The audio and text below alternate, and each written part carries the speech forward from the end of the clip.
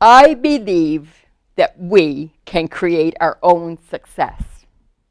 Now, when I was 35, I read a little paperback book by Raymond Hull called How to Get What You Want. And for the first time, I learned about setting goals. I didn't know that before then, but that author said all you have to do is decide what you want to do, put a plan in place, and then walk your talk. A whole new world opened up to me. And I thought, oh, I want to do so many things. I want to take my family to Florida. Now, I didn't know anybody who had ever gone to Florida. I only knew people who had the same income as me, and rich people went to Florida. We weren't rich. But I thought, if we get my 2 daughters and my husband together and we put a plan in place, maybe we can do it.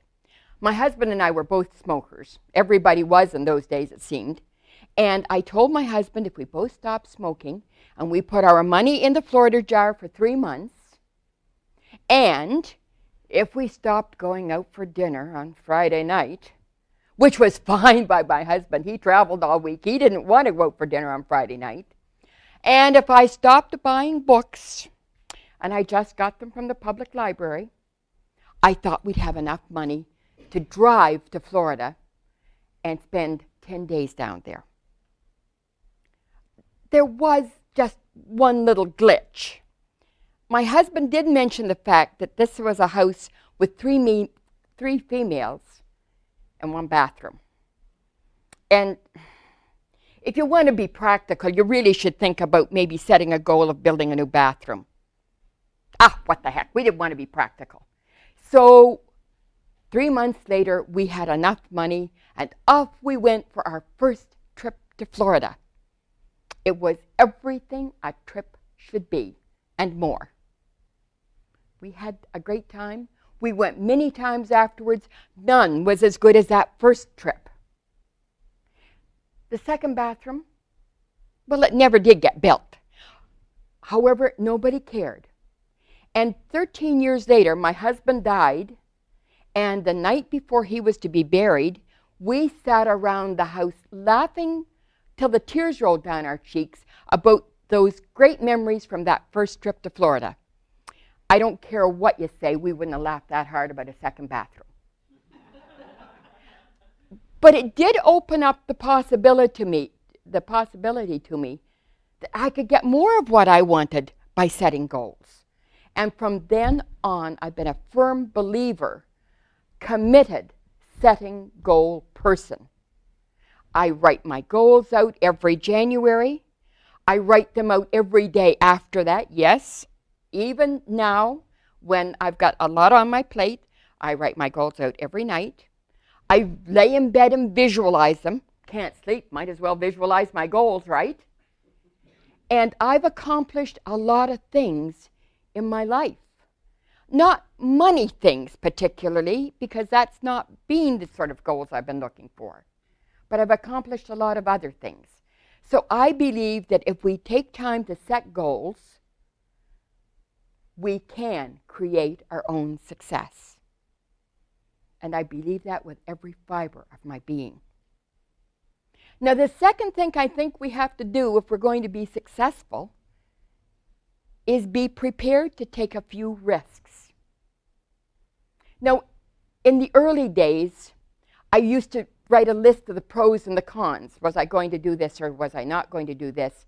And if the pros outweighed the cons, I went and did it. Then I learned there were 4 good questions we could ask ourselves if we're going to take risks. What would be the best that would happen if I did this? What would be the worst that could happen if I did this? What would be the best that would happen if I didn't do this? And what would be the worst that could happen if I didn't do this? And that has brought a little bit more clarity to my decisions. And I think I've taken a few risks in my life. Not the skydiving kind of risk, but I did leave a job in teaching that I really loved and went to work as a director of public relations and marketing in a day when nobody knew what public relations and marketing meant, which was kind of cool because I could write my own job description. And I eventually, after my husband died, left that job and moved to another province. There I was, safe, secure, loving my job, knowing I thought practically everybody who lived in my province. And I moved to Nova Scotia where I knew 2 people. For me, that was a risk. Eventually, I left a good government-paying job and started my own company.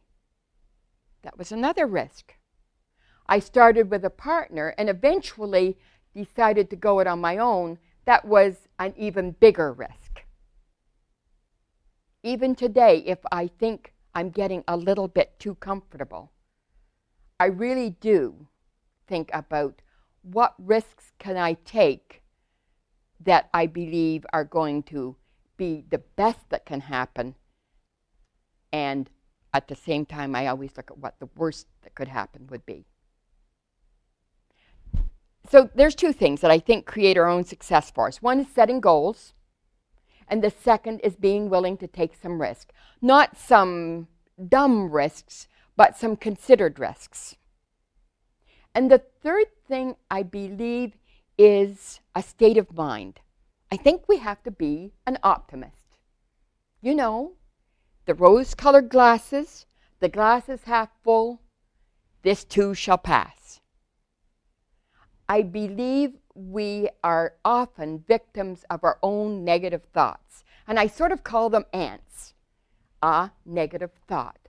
And what do you do if an ant gets on you? Well, you've got really 2 choices, or at least I have 2 choices.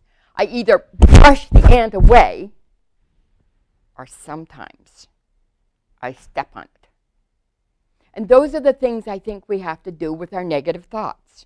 We brush them away, or we literally step on them, and then, of course, that allows your positive thoughts to stay there, and you can go on to visualize that success for yourself. But that raises another question in people's minds. What do you mean by success? Well, I've had the pleasure of knowing and working with a group of 19 women with myself, because one of my goals was that I wanted to write a book with a chapter from each of 19 other women about how they had created their success. We would sit around talking about what success meant to us. And for almost all of us, it meant living our life on our terms. It didn't mean life was easy. Most of those women, in fact, I would be fair, I think, to say everybody had suffered hardship, had suffered setback, and had had no silver spoon in their mouth. They had had to work for everything that they'd gotten. And yet, they could look back and say, I'm pleased with my life, I'm pleased with where I am right now. So it didn't involve mansions or luxury cars or too many exotic vacations. It was just being pleased with where you are. And for me, we can all do that. That's not something that's reserved for me or for 20 women. It's there for everybody to take. Just set goals for yourself. It is so easy to figure out what it is you want and then release that power of your subconscious mind. Be willing to take some risks. Start with a little risk and maybe then a bigger risk. But be willing to entertain the possibility that you will take a risk. And the last thing is to stay optimistic. We are just so fortunate to be living in this world right now. And then you will have created your own success. I wish that for all of you.